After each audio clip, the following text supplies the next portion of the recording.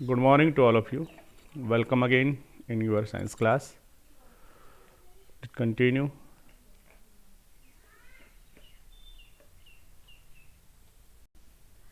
Chapter number 10, class 8th, science. Chapter number 10 हमारा चल रहा था एडोलसेंस स्टेज वाला, और इसमें आज जो पढ़ रहे हैं वो पढ़ रहे हैं हम रिप्रोडक्टिव हेल्थ। हेल्थ का मतलब क्या है? देखिएगा बेटा, health is a journal state of a persons जिसमें कि वो फिजिकल, मेंटल और सोशल वेलबींग होता है। ठीक है, जब आदमी का फिजिकल, मेंटल और सोशली अगर वो ठीक है तो इसका मतलब वो हेल्थी है। A person is said to have good health when he is free from away. एक आदमी को आप कह सकते हो कि उसकी हेल्थ बहुत अच्छी है अगर उसमें कौन सी चीज़ नहीं हो। देखिएगा, अगर उस पर डिजीज़ नहीं है, उसके पास एनोग्जिटी नहीं है, या फिर उसका सोशल और साइकोलॉजिकल टेंशन उसको कोई भी नहीं है, तो हम कह सकते हैं कि वो जो पर्सन है उसकी हेल्थ बहुत अच्छी है, गुड हेल्थ है। That's right. चलिएगा, अब अगर आपको हेल्थी रहना है तो देखिएगा क्या करना पड़ेगा। To keep oneself healthy, healthy रखना है किसी को तो क्या करना पड़ेगा? वन शुड, सबसे पहला है प्रॉपर डाइट आपको लेनी पड़ेगी। इट मीन्स बैलेंस डाइट आपको खानी चाहिए हेल्थी रहने के लिए। Observe personal hygiene, personal hygiene रखो और क्लीननेस रखो, और इसके अलावा फिजिकल एक्सरसाइज कीजिएगा तो आप सब के सब कैसे रहेंगे? हेल्थी रहेंगे। ठीक है। The growing body during adolescence need specially attention toward diet. ठीक है, hygiene etcetera to stay healthy. समझ रहे हो, एडोलसेंस जो स्टेज है इसके अंदर हेल्थी रहने के लिए ज़्यादा अटेंशन चाहिए। एक तो डाइट को लेके, डाइट जो है वो अच्छी होनी चाहिए और हाइजीन अच्छी होनी चाहिए, तो जो एडोलसेंस स्टेज है वो अच्छी रहेगी, हेल्थी रहेगी। Number 1, nutritional needs of adolescents. Adolescents जो होते हैं उनको कौन सी न्यूट्रिशन नीड होती है, कौन सी न्यूट्रिशनल नीड होती है, क्या क्या उनको चाहिए? देखेगा, each individual should take balance diet to stay healthy. Healthy रहने के लिए क्या लेनी पड़ेगी बेटा? हर किसी को बैलेंस डाइट लेनी चाहिए। अब बैलेंस डाइट क्या होती है? देखिएगा, इस तरीके की a typical balance diet should contain, जो आप खा रहे हो उस डाइट के अंदर ये सारी चीज़ें होनी चाहिए, तो वो डाइट जो है उसको हम बैलेंस डाइट कह सकते हैं। उसमें कार्बोहाइड्रेट्स होना चाहिए 60%, फैट होना चाहिए 15%, प्रोटीन होना चाहिए अप्रॉक्स 25%, मिनरल्स होने चाहिए और विटामिन होने चाहिए। That's right. इसके अलावा रफेज, ठीक है, रफेज क्या होता है? मोटा जो अनाज होता है, मोटा जो चारा होता है, मोटे अनाज, उसको हम रफेज कहते हैं। As present in above maintain components. ठीक है, और साथ में क्या होना चाहिए? सफिशिएंट वाटर होना चाहिए। ठीक है, तो अगर ये सारी चीज़ अगर आपकी डाइट में है तो हम कह सकते हैं कि ये एक बैलेंस डाइट होगी। चलिएगा, जो हमारा ट्रेडिशनल जो इंडियन मील है, जो पहले से जो खाना चला आ रहा है हमारा, रोटी चपाती दाल सब्जी दूध, ठीक है ना, मक्खन बटर सैलड वगैरह, ट्रेडिशनल इंडियन मील जो होता है consider to be a balance diet because it contain all the nutrients. हमारा जो इंडियन मील होता है जो पहले से चला आ रहा है वो वाला, वो बैलेंस डाइट होता है क्योंकि उसमें सारे के सारे न्यूट्रिएंट्स होते हैं। फॉर एग्जांपल जैसे सीरियल एंड ग्रेन्स, जो हमारा अनाज होता है, अनाज के जो दाने होते हैं वो, उनके अंदर क्या होता है? चावल हुआ, गेहूं का दाना हुआ, मक्की का दाना हुआ। सीरियल एंड ग्रेन्स जो होते हैं उनके अंदर कार्बोहाइड्रेट्स होते हैं, विटामिन्स होते हैं, मिनरल्स होते हैं और रफेज। ठीक है, पल्सेस सच है जैसे कि चिक पीस, ठीक है, वाइट जो चना होता है, मूंग की जो दाल होती है, ब्लैक ग्राम जो होता है, सोयाबीन जो होती है, are good source of carbohydrates, protein, minerals and vitamin. इन सब में विटामिन होता है, तो हमें पल्सेस जो है वो ज़्यादा से ज़्यादा मतलब खाना चाहिए। वेजिटेबल्स जो जैसे कि स्पिनच, ठीक है, पालक, cabbage, cauliflower, tomato, carrot are good source of vitamins and minerals। इसलिए वेजिटेबल्स जो है वो हमारी डेली डाइट का पार्ट होना चाहिए। ठीक है, ऐसा पढ़ा भी होगा कि carrot and tomato are rich of vitamin A. ठीक है, स्पिनच जो है इज़ रिच ऑफ आयरन। पालक जो होता है उसमें क्या होता है, आयरन होता है, इनमें विटामिन ए होता है। तो ये सारी की सारी हमारी डाइट का एक नेसेसरी पार्ट होना चाहिए। एग, मीट और फिश जो होते हैं वो भी रिच प्रोटीन्स होते हैं। मिल्क एंड मिल्क जो प्रोडक्ट होते हैं उनमें फैट होती है, उनमें कैल्शियम होता है और फॉस्फोरस होता है। ठीक है, the people who need lesser fat should consume skimmed milk. Toned जो मिल्क होता है जिसमें से उसका क्रीम या फैट हटा देते हैं वो उसको काम में लेना चाहिए, जिसको कि फैट की कम रिक्वायरमेंट होती है। इसके अलावा कैल्शियम और फॉस्फोरस भी होता है। नेक्स्ट देखिएगा एक इम्पॉर्टेंट बात बेटा, proteins are needed by our body to repair और replace the cell and tissue. That's right, protein क्या काम करती है, हमारी बॉडी को रिपेयर और सेल को रिप्लेस करने का काम करती है। Protein act as the building blocks of the body. That's right, the growing adolescent need more protein. Adolescence जो होते हैं उनके अंदर बॉडी ग्रो करती है, सेल्स ज़्यादा बनती हैं, तो उनको प्रोटीन बहुत ज़्यादा चाहिए। So they should take diet rich in proteins. इसलिए एडोलसेंस जो हैं उनको प्रोटीन का डाइट लेना चाहिए। ठीक है, उनको दूध पीना चाहिए और प्रोटीन की जो डाइट है वो लेनी चाहिए। Carbohydrates and fats give energy. देखो कार्बोहाइड्रेट और फैट जो होते हैं वो हमको क्या देते हैं, एनर्जी देते हैं। ठीक है, तो कार्बोहाइड्रेट और फैट्स जो होते हैं बेटा उनसे हमारी बॉडी को एनर्जी मिलती है। और एडोलसेंट जो होते हैं उनको मोर एनर्जी चाहिए फॉर वेरियस फिजिकल एक्टिविटीज़ करने के लिए। ठीक है, therefore they should take food rich in carbohydrate. जो एडोलसेंट्स होते हैं बेटा उनको कार्बोहाइड्रेट्स, ठीक है, और प्रोटीन फैट से रिच जो फूड होता है बेटा वो उनको कंज्यूम करना चाहिए। ये हो गया हमारा बैलेंस डाइट। ठीक है, आप देखिएगा और बैलेंस डाइट के अंदर नेक्स्ट जो है वो है पर्सनल जीन। अगर आपको हेल्थी रहना है तो खाना अच्छा खाना है और हाइजीन रखनी है, क्लीननेस रखनी है, personal hygiene. Keeping one's on body clean by taking proper bath. हर किसी को अपनी बॉडी को क्लीन रखना चाहिए प्रॉपर बाथ लेकर के।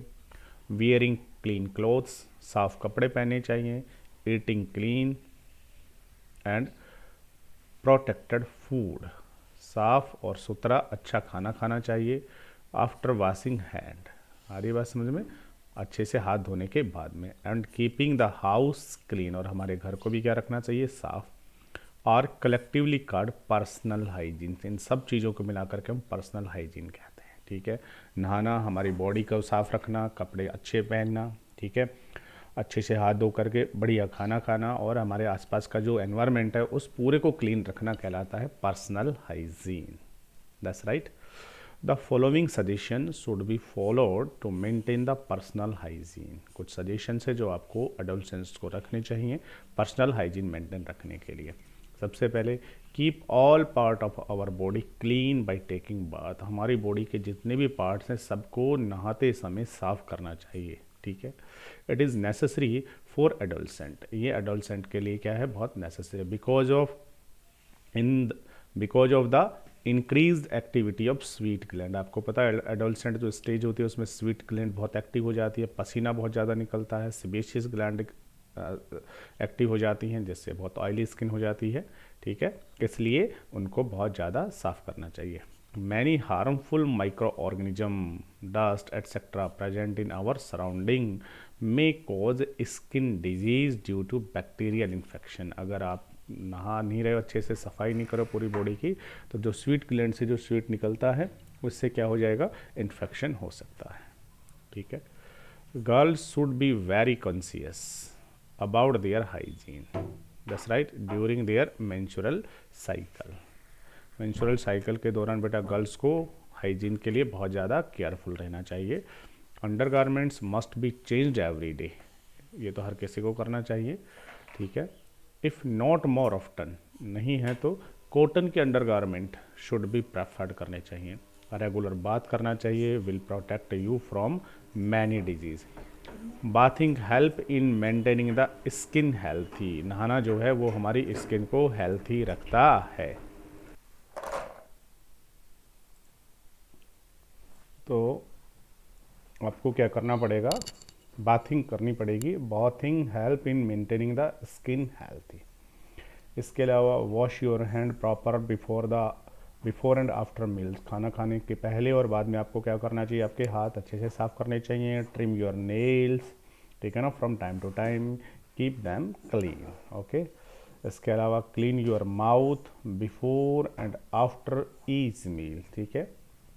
हमारा जो मुंह है उसको हमें साफ़ करना चाहिए, इट मीन्स ब्रश करना चाहिए हमें।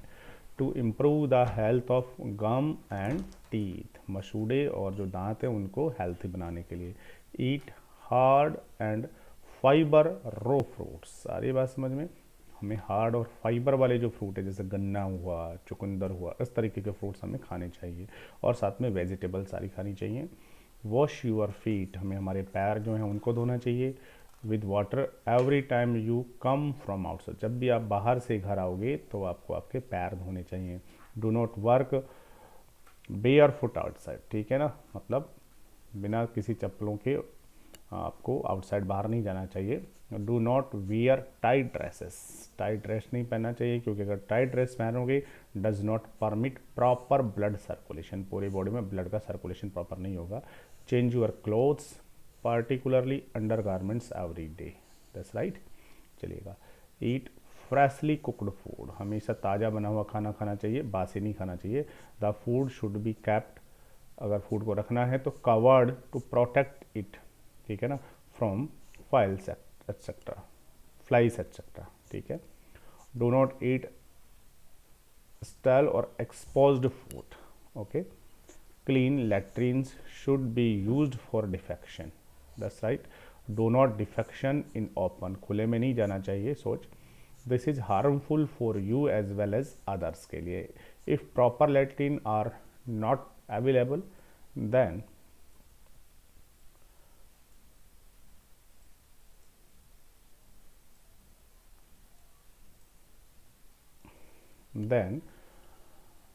Not available dig sanitary pits, okay.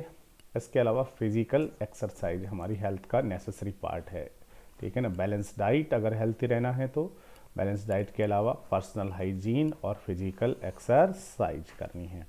Do physical exercise in the morning regularly, ठीक है। brisk walking, running, cycling, swimming, skipping and dancing are good physical exercise। every playing badminton, even playing badminton, ठीक है ना, volleyball can give you sufficient physical fitness, ठीक है। तो physical exercise करनी चाहिए। अब वो आप जिम में करते हैं या फिर आप कहाँ पे कर सकते हैं, आप किसी गेम्स के दौरान भी आपकी फिजिकल एक्सरसाइज हो जाती है, तो इसका मतलब आपको गेम खेलना चाहिए। और उसके बाद में चैप्टर का लास्ट टॉपिक है say no to drugs and alcohols. Alcohol और ड्रग्स जो है उनको क्या कहना चाहिए, नो, उनको नहीं लेना चाहिए। A lot of changes occurs physically and mentally during adolescence। adolescence जब होती है तो बहुत सारे चेंजेज होते हैं, हमने देख लिया, बॉडी में होते हैं, physically, mentally. The adolescent sometimes may feel confused, ठीक है, और इनसिक्योर। बहुत बार क्या होता है, जो अडोलसेंट है वो कंफ्यूज हो जाता है बहुत सारी चीज़ों से और इनसिक्योर फील करता है due to stress caused by emotional pressure, that's right. और वो इमोशनल प्रेशर जो कि इसके अंदर मेंटली चेंजेज आ रहे हैं, फिजिकली चेंजेज आ रहे हैं, उससे वो स्ट्रेस्ड हो जाता है, कंफ्यूज हो जाता है, ठीक है, और अपने आप को इनसिक्योर फील करता है। इट इज़ नेचुरली, ठीक है, for anyone to find a way to get relief. और ये नेचुरल है बेटा कि हर कोई क्या करता है, जब भी वो स्ट्रेस में आता है तो वो रिलीफ का एक तरीका या रिलीफ होने का एक आराम का रास्ता ढूंढता है, ठीक है। फ्रॉम द स्ट्रेस, स्ट्रेस से बचने के लिए।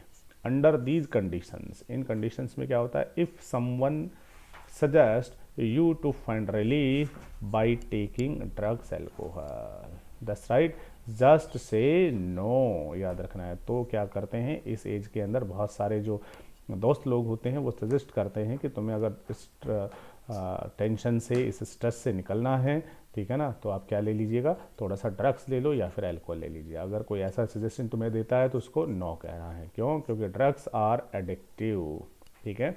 ड्रग्स कैसे होते हैं? एडिक्टिव होते हैं। अगर आपने लिया 2-4 बार तो फिर आपको उनकी लत लग जाएगी, एडिक्शन हो जाएगा, ठीक है ना, हैबिट फॉर्मिंग होते हैं। If taken once one would like to have them again and again. अगर आपने 1-2 बार ड्रग्स लिया तो फिर आपको इसकी लत लग जाएगी, एडिक्टिव होते हैं, तो फिर आप उनको अगेन एंड अगेन दोबारा भी लोगे। That's right. इसलिए ड्रग्स को और अल्कोहल दोनों को क्या करना चाहिए? अवॉइड करना चाहिए, ठीक है।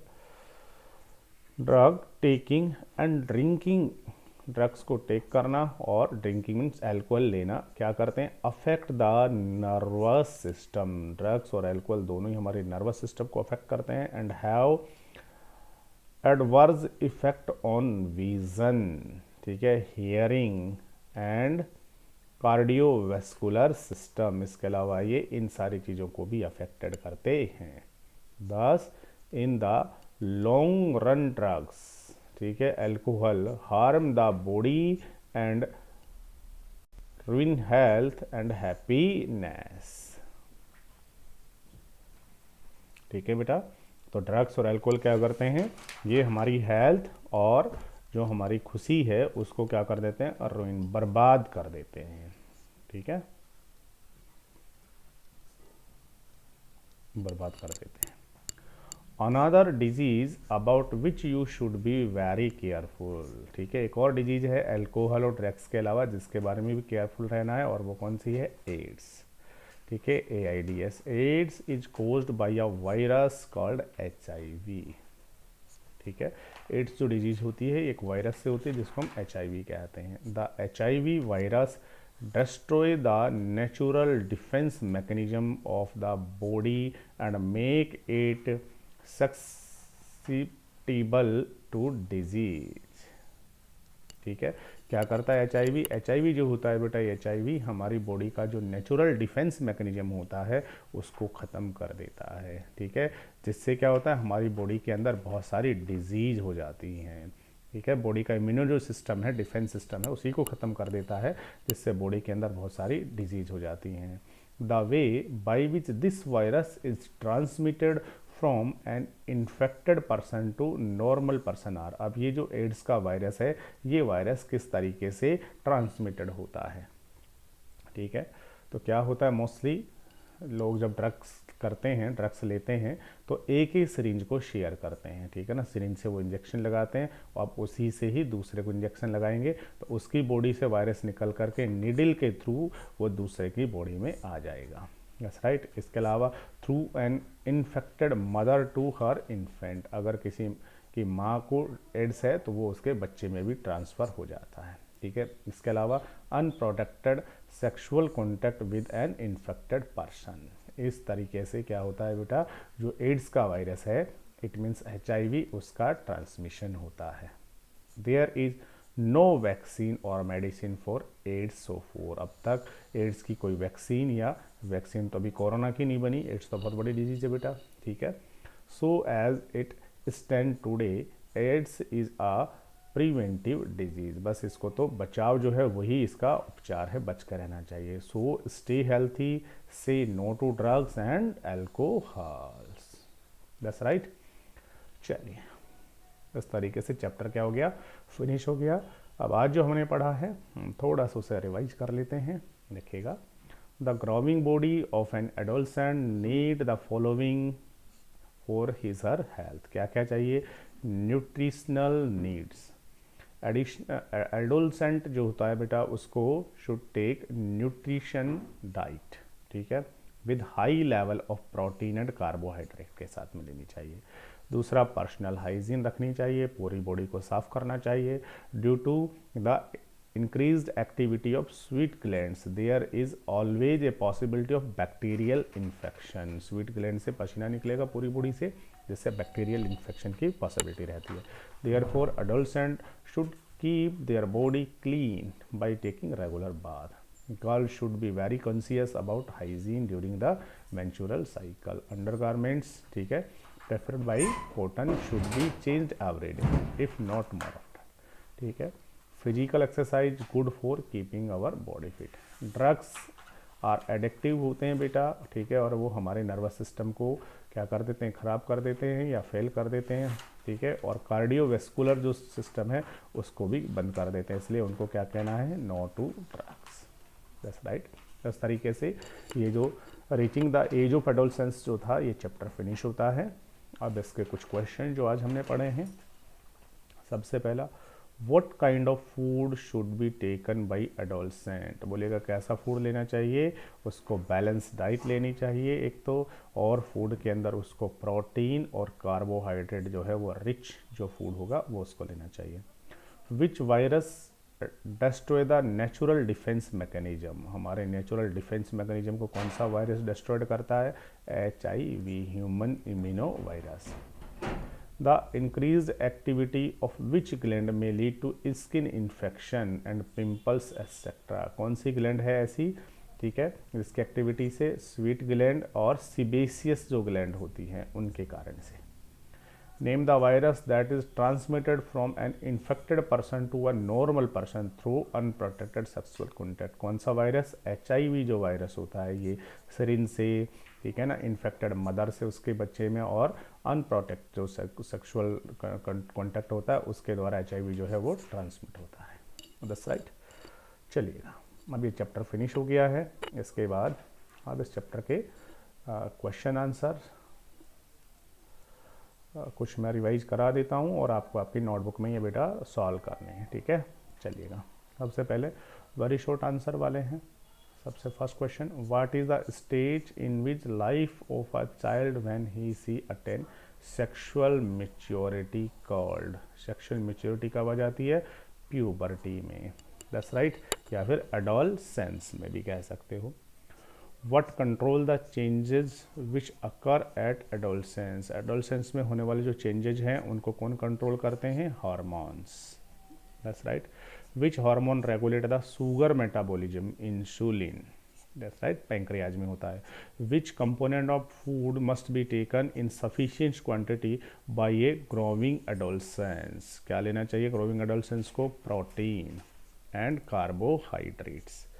Name the virus cause AIDS, HIV, human immuno virus, ठीक है। थोड़ा से बड़े, at which stage in a child life does he she become an adolescent, ठीक है, कौन से स्टेज के ऊपर जो है वो एडोलसेंट में आ जाता है। At which stage in a child life does he she become an adolescent. What marks the end of adolescence, बोलिएगा क्या क्या होता है। तो देखिएगा बेटा, जो चाइल्डहुड और अडल्टहुड के बीच की जो स्टेज होती है वो होती है कौन सी, एडोलसेंट स्टेज, ठीक है। और what marks the end of adolescence, adolescence stage के ख़त्म होने के क्या करेक्टर्स हैं कि उनके अंदर सेक्सुअल मैच्योरिटी आ जाती है, that's right. Which hormones control the process of Metamorphosis in frog, कौन सा, thyroxine. Which gland produce his hormones, this hormone, thyroid gland. What is the sex chromosome, कौन से होते हैं जो कि सेक्स को डिटरमाइन करते हैं। What determine the sex of a body, baby कौन करता है सेक्स का डिटर्मिनेशन, सेक्स जो क्रोमोसोम्स होते हैं XY मेल वाले वो डिटरमाइन करते हैं। What are endocrine gland, endocrine glands कौन सी होती हैं जो कि अपना जो सिक्रेशन होता है वो डायरेक्ट ब्लड के अंदर डालती हैं, ठीक है, जबकि एक्सोक्राइन ग्लैंड जो होती हैं वो सॉरी डक्ट की हेल्प से अपना सिक्रेशन किसी दूसरे पार्ट पर पहुंचाती हैं। डिफर फ्रॉम अदर ग्लैंड से अलग क्यों होती हैं, क्योंकि अदर जो ग्लैंड्स होती हैं उनके अंदर डक्ट होती है, डक्ट लेस होती है। Next long answer, what is the adolescence, adolescence क्या होता है, ठीक है, ये दोनों के बीच की स्टेज होती है जिसमें फिजिकल मेंटली चेंजेस बहुत तेजी के साथ होते हैं, एडोलसेंस स्टेज कहलाती है। When does it began and and, ये कब स्टार्ट होती है कब खत्म होती है, तो ये लगभग 12-13 साल से स्टार्ट होकर के 18-19 साल तक चलती है। What are the secondary sex characteristics in human male and female, male female में क्या क्या करेक्टर्स होते हैं, तो मेल के करेक्टर्स फीमेल के करेक्टर्स आपको याद होने चाहिए क्या क्या होते हैं। हार्मोन्स क्या होते हैं, ये कुछ ऐसे केमिकल्स होते हैं जो बॉडी की ग्रोथ को कंट्रोल करते हैं, दैट्स राइट, वो हार्मोन्स होते हैं, ये ग्लैंड के द्वारा सिक्रेट होते हैं, ठीक है। बता दीजिए फीमेल टेस्टिस इन मेल, बताइए ओवरी और फीमेल से कौन से हार्मोन्स निकलते हैं, टेस्टिस से टेस्टोस्टेरोन, और इससे कौन सा निकलता था, एस्ट्रोजन या progesterone.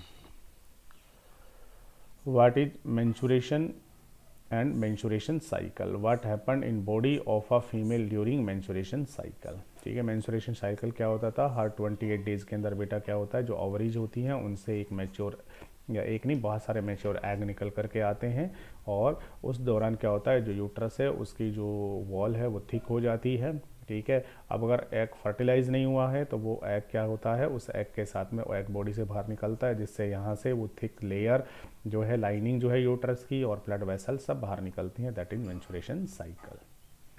Right a short note on sex determination of the unborn baby. Unborn baby का सेक्स डिटर्मिनेशन कैसे होता है बेटा, एक determined by the sex chromosome X and Y, वो एक डायग्राम जो हमने बना के बताया था, उससे आप इसे सॉल्व कर लेंगे। ठीक है, चलिए अगला जो है वो क्या है, टेक द ओड वन, इनमें से ओड जो है उसको छाटिए और गिव रीजन, रीजन भी बताइए। देखिएगा क्या है, ये है आपका थायरोक्सिन, थायराइड ग्लैंड से निकलेगा, एड्रेनलिन एड्रिन से, इंसुलिन पैंक्रियाज से, टेस्टोस्टेरोन, टेस्टोस्टेरोन जो होता है बेटा दैट इज सेक्स हार्मोन। ठीक है, जबकि ये सारे के सारे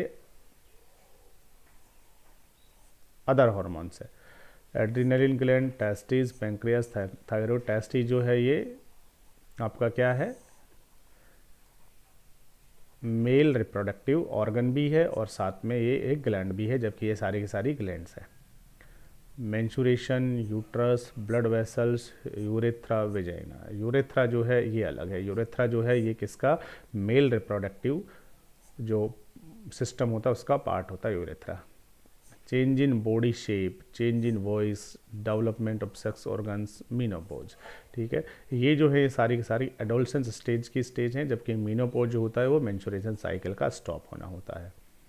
growth of pubic hair, hair under arms, estrogen, testosterone. ठीक है, ग्रोथ ऑफ प्यूबिक हेयर्स,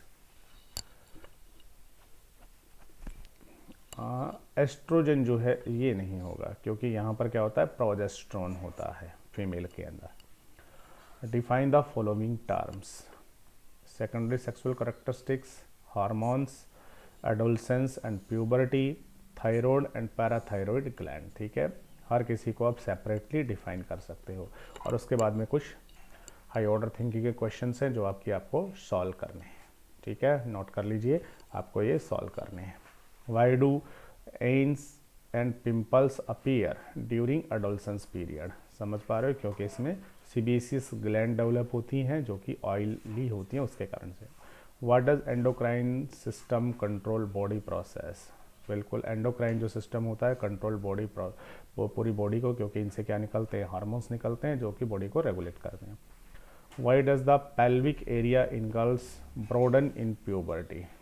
ठीक है, प्यूबर्टी में जो पेल्विक एरिया है वो क्या हो जाता है, वो ब्रॉडन हो जाता है, चौड़ा हो जाता है। क्यों, क्योंकि बाद में उनको न्यू बॉर्न बेबी को बर्थ करना पड़ता है। ठीक है ना, यूट्रस के अंदर, इसलिए वो एरिया ब्रॉडर हो जाता है। Why do women not remain reproductive after occurrence of menopause, क्योंकि मीनोपॉज होने के बाद से क्या होता है, उनके अंदर जो ओवा है उसका फॉर्मेशन बंद हो जाता है, इसलिए वो रिप्रोडक्टिव नहीं हो पाती है। That's right. चलिए उसके बाद में एक शीट और है जिसको कि आपको सॉल्व करना है।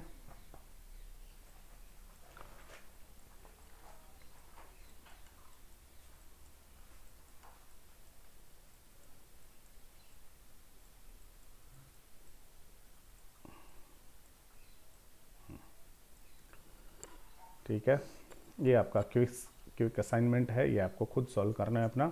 First question, most adolescent gain their maximum height around the age of, कौन सी हाइट में सबसे ज़्यादा, कौन सी एज में सबसे ज़्यादा हाइट हो जाती है।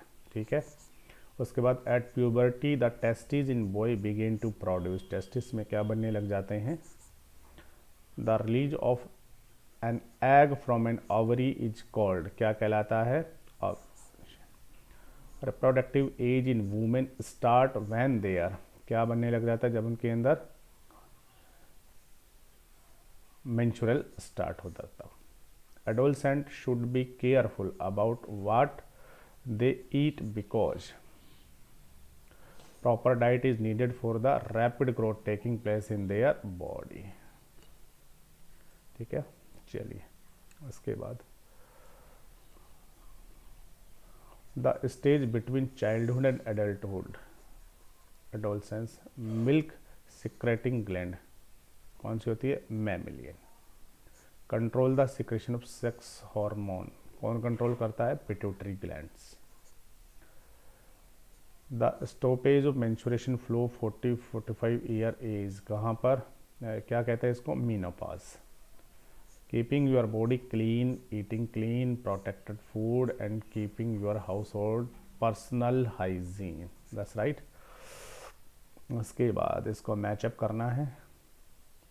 मेटामॉर्फोसिस, मेटामॉर्फोसिस में क्या होता है?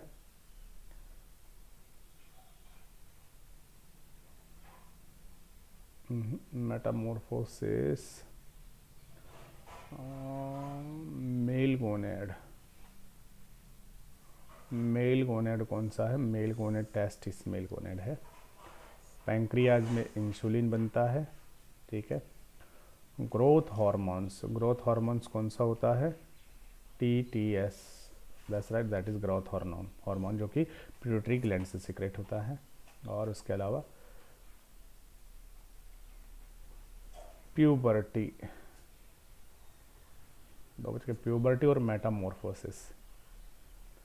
मेटामॉर्फोसिस जो होता है ये इंसेक्ट हार्मोन के कारण से होता है, थायरोक्सिन। और प्यूबर्टी में क्या आ जाएगा? एंस और पिंपल्स होते हैं, दैट्स राइट। इस तरीके से आप इसे सॉल्व कर सकते हैं। ये चैप्टर फिनिश हुआ। इसके बाद चैप्टर नंबर 11 हम पढ़ चुके हैं पहले ही। नेक्स्ट जो हमारा होगा वो होगा chapter number 12। Okay, thank you to all of you.